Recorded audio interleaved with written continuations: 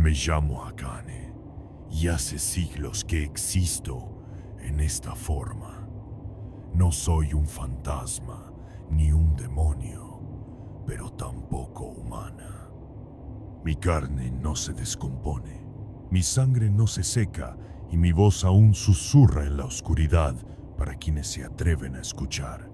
Esta es la historia de cómo me convertí en lo que soy, de cómo el hambre desató la condena. Corría el año 1623 en una aldea oculta entre las montañas del período Edo. La guerra y las malas cosechas habían arrasado con todo. La gente moría de hambre en sus casas, los niños tenían los vientres hinchados por la inanición y los ancianos caían como hojas secas en otoño. Yo era la hija de un samurái venido a menos, una mujer sin más futuro que la muerte o la prostitución, y elegí la primera. O eso pensé. Una noche de luna roja, un grupo de aldeanos irrumpió en mi hogar. Sus rostros eran máscaras de desesperación y locura. Mi padre y mi madre fueron degollados frente a mí. Su sangre caliente empapó el suelo de madera. No me mataron al instante. Me arrastraron a una choza oscura en el borde del pueblo, donde el hedor de la podredumbre se mezclaba con el dulzón perfume de la carne cocida. Fue entonces cuando lo comprendí.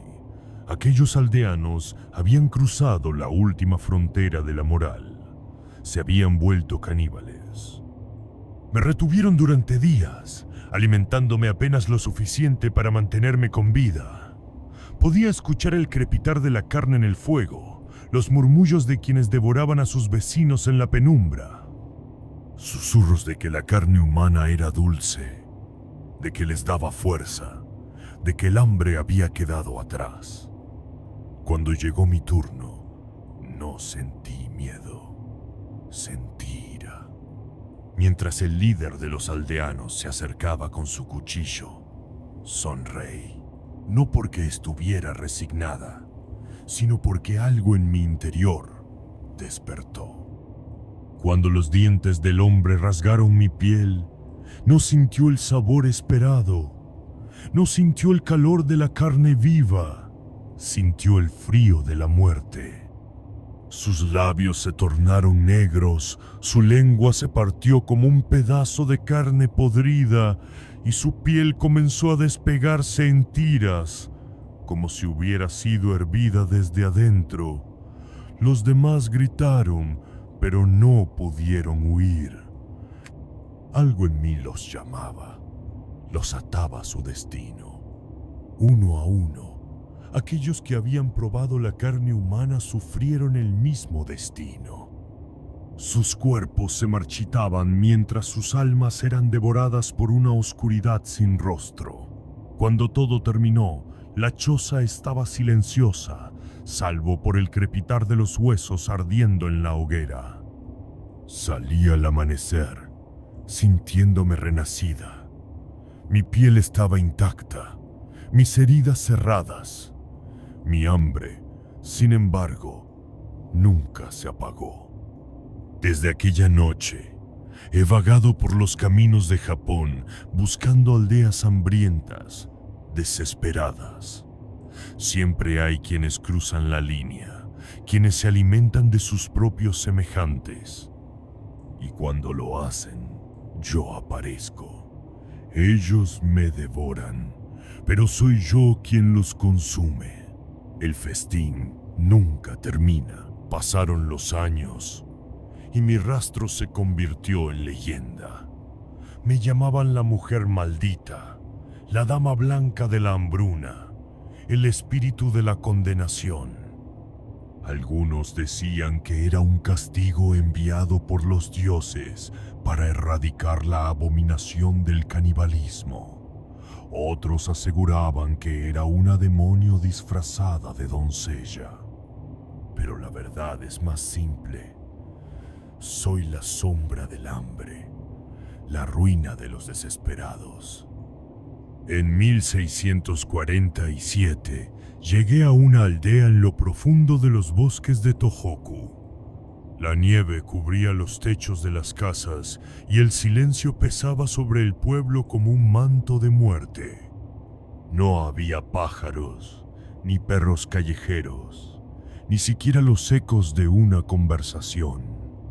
Solo pasos furtivos y miradas huidizas desde las sombras. Sabía lo que ocurría. Sabía que aquí encontraría a los condenados. Me presenté como una viajera perdida. Me ofrecieron hospedaje en la casa del anciano del pueblo, un hombre de rostro enjuto y mirada hundida. Su esposa servía un caldo oscuro con trozos de carne flotando en él. La expresión en sus ojos me lo confirmó. Aquí también habían cruzado la línea. Esperé la noche. Me dejaron en una habitación pequeña con una ventana que daba al bosque. Podía escuchar el murmullo de la aldea, susurros ahogados, el arrastrar de pies en la nieve.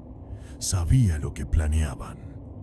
Sabía que intentaban tomarme como su próxima víctima. Pero ellos no sabían lo que yo era. Cuando la puerta se abrió, vi sus siluetas contra la luz de la lámpara. Hombres y mujeres, con cuchillos en mano, con hambre en los ojos. Dejé que se acercaran. Dejé que el filo del metal rozara mi piel antes de susurrarles la maldición. La aldea entera se convirtió en un festín de desesperación. La carne se pudrió en sus bocas, sus lenguas se ennegrecieron, sus cuerpos se retorcieron como ramas secas. Gritaron, pero el bosque no respondió. Solo la nieve fue testigo de su caída. Cuando el último de ellos se desplomó, salí de la aldea y seguí mi camino, porque el hambre nunca termina, y siempre hay más aldeas donde el festín debe continuar. A medida que los años pasaban, las aldeas se desvanecían, los nombres de los pueblos caían en el olvido, pero yo no. Mi leyenda se convirtió en susurros entre los hambrientos, advertencias entre los desesperados. Algunos me buscaban no para huir, sino para probarme. Creían que podrían vencerme, que su ansia superaría mi condena. Y fallaban. Siglo tras siglo, los rostros cambiaban, pero los actos permanecían. En tiempos de guerra, en sequías, en caminos infestados de ladrones y mercenarios, el hambre empujaba a los hombres a la misma oscuridad, y dondequiera que estuviera, el festín seguía. Ahora me pregunto, ¿alguna vez encontraré el final de mi condena? ¿O seguiré devorando a los devoradores por toda la eternidad?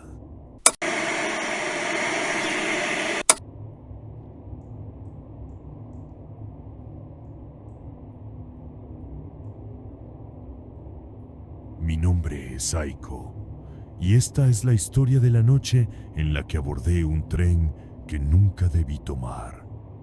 Todo comenzó en el invierno de 1978 en Tokio. Acababa de salir de mi trabajo en una pequeña editorial en Shinjuku. Eran casi las 11 de la noche y la ciudad aún bullía con vida, pero yo solo quería llegar a casa. Caminé hasta la estación de tren, frotándome las manos por el frío. El aire estaba denso, pesado, como si la nieve estuviera a punto de caer. Cuando bajé las escaleras de la estación, noté que algo se sentía diferente.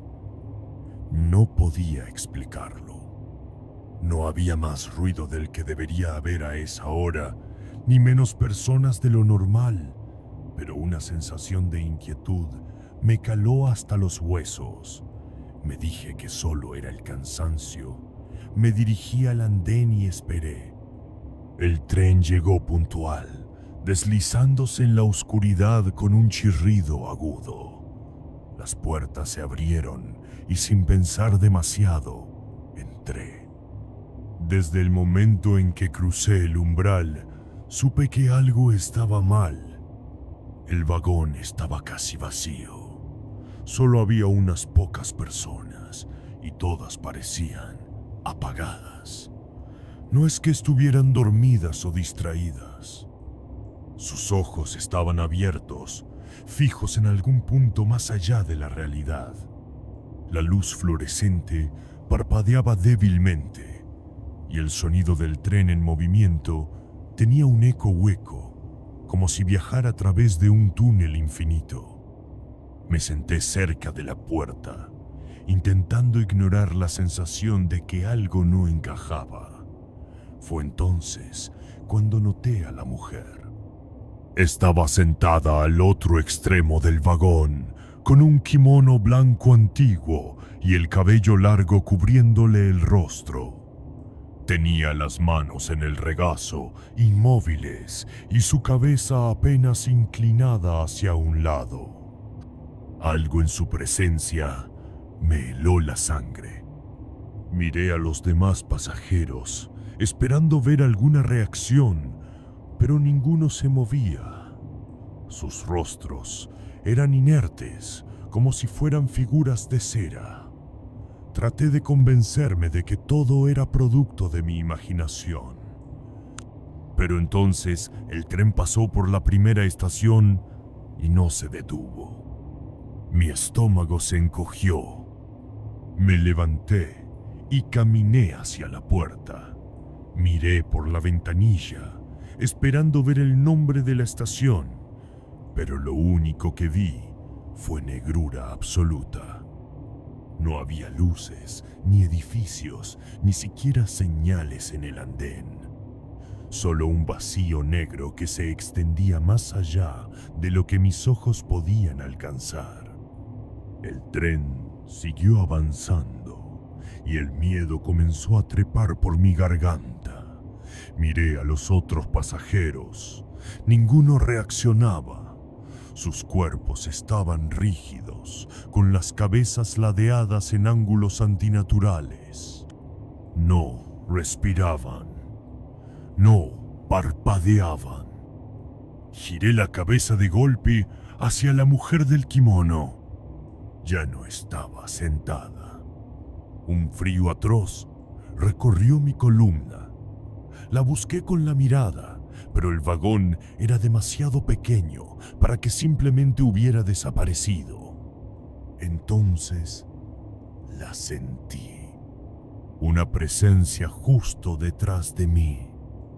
El aire se volvió denso. Mi cuerpo se paralizó, incapaz de girarse, incapaz de moverse. Un aliento gélido rozó mi oído y una voz susurrante rompió el silencio. No debiste subir. El tren de las almas errantes había reclamado un nuevo pasajero. El sonido del vagón crujió como si los metales se estuvieran retorciendo.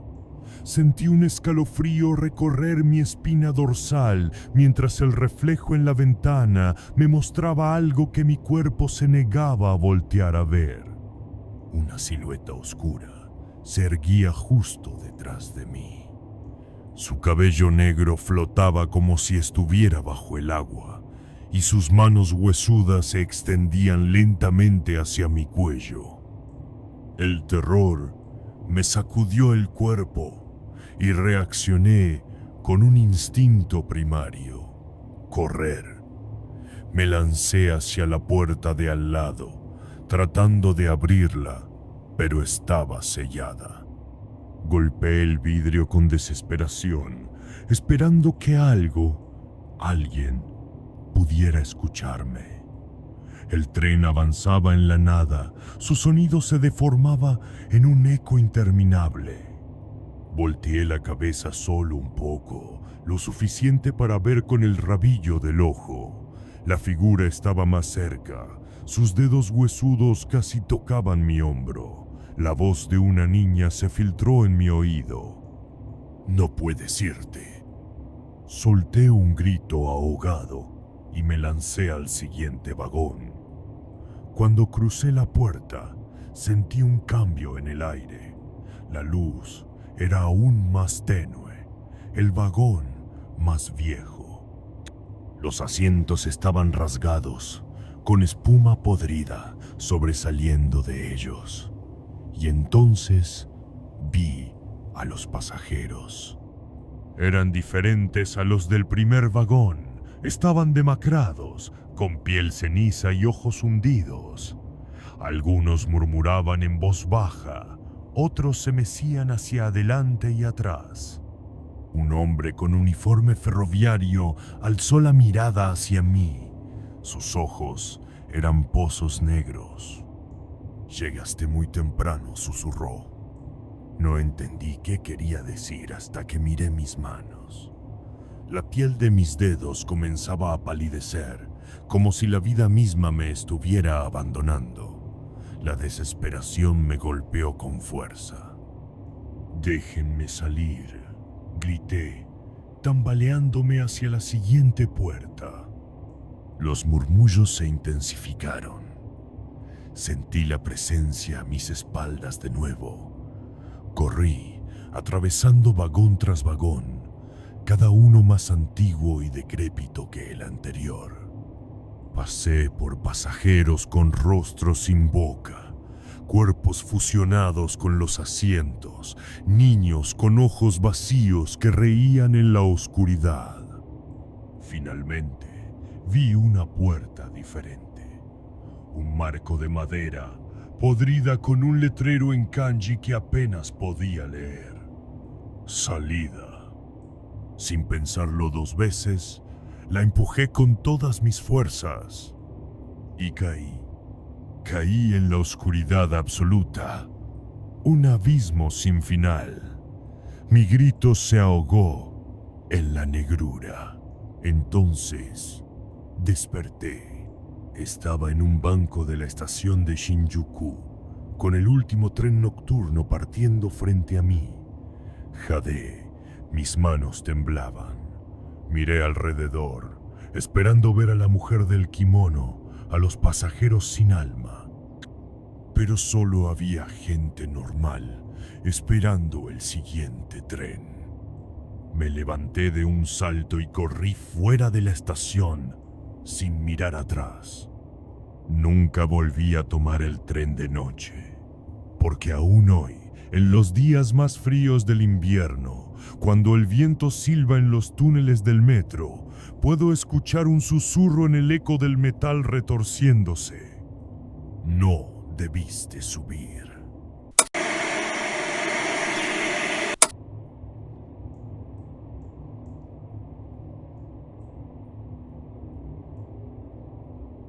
No sé cuánto tiempo me queda antes de que vengan por mí, pero si alguien encuentra esto, por favor, no enciendan el televisor después de la medianoche. Todo comenzó con una interferencia, una señal extraña que apareció en la pequeña estación de televisión donde trabajaba en Osaka. Era el verano de 1995 y yo era una pasante en la NHK local, encargada de monitorear las transmisiones nocturnas. Casi nadie veía la programación a esas horas, así que mi trabajo consistía en asegurarme de que todo marchara bien hasta el cierre de la señal. Pero aquella noche, la señal no se cortó como siempre.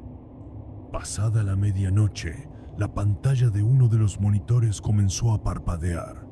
Al principio pensé que era estática, pero entre los destellos vi algo que me hizo contener la respiración. Un rostro, pálido, ojos hundidos, la boca abierta como si estuviera gritando en silencio. Era solo un destello, un parpadeo, pero sentí un escalofrío recorrerme la espalda. La imagen desapareció tan rápido como había llegado y el monitor volvió a la programación regular. Me froté los ojos, diciéndome que era el cansancio. Pero unos minutos después, la interferencia regresó. Esta vez, la imagen era más clara. No solo un rostro, sino muchos. Cuerpos amontonados en la penumbra, apilados como si fueran muñecos rotos. La imagen temblaba, la pantalla se distorsionaba y un zumbido se filtraba por los altavoces. Tragué saliva y traté de cambiar de canal, pero el control no respondía. Presioné los botones del monitor, pero nada. La imagen seguía ahí. Entonces, una voz surgió del televisor. «Nos ves. Ahora te vemos». Un grito se atascó en mi garganta. La pantalla se oscureció de golpe y la sala quedó en un silencio absoluto. Pensé en despertar a mi supervisor, pero cuando me giré, me di cuenta de que la sala de transmisión estaba vacía. No había nadie más en la estación. Miré el reloj. Eran las 12:34 AM. Lo extraño era que el turno nocturno terminaba a la 1:0 AM. ¿Dónde estaban los demás? Me levanté, sintiendo que mi corazón latía demasiado rápido. Revisé el pasillo. Todo estaba sumido en una quietud sofocante. Luces parpadeaban a lo lejos. Caminé lentamente hacia la oficina principal, pero cuando crucé la puerta, un olor fétido me golpeó de lleno. Era el hedor de la carne podrida. Mis manos temblaron al encender la luz. Y lo vi. Los cuerpos de mis compañeros estaban esparcidos por la habitación. Sus ojos arrancados, sus bocas abiertas en muecas de terror absoluto. Paredes cubiertas de un líquido oscuro que goteaba lentamente al suelo. Y en medio de la masacre, una pantalla encendida, mostrando mi rostro, sonriendo. El televisor chisporroteó y la imagen cambió. Ahora mostraba la sala de transmisión donde había estado hacía unos minutos, pero había alguien más en la silla que yo ocupaba. Una mujer con el mismo uniforme que yo, con el mismo rostro que yo, y me estaba mirando con una sonrisa torcida. La transmisión prohibida había comenzado. Retrocedí lentamente, sintiendo cómo el aire en la habitación se volvía denso, pegajoso.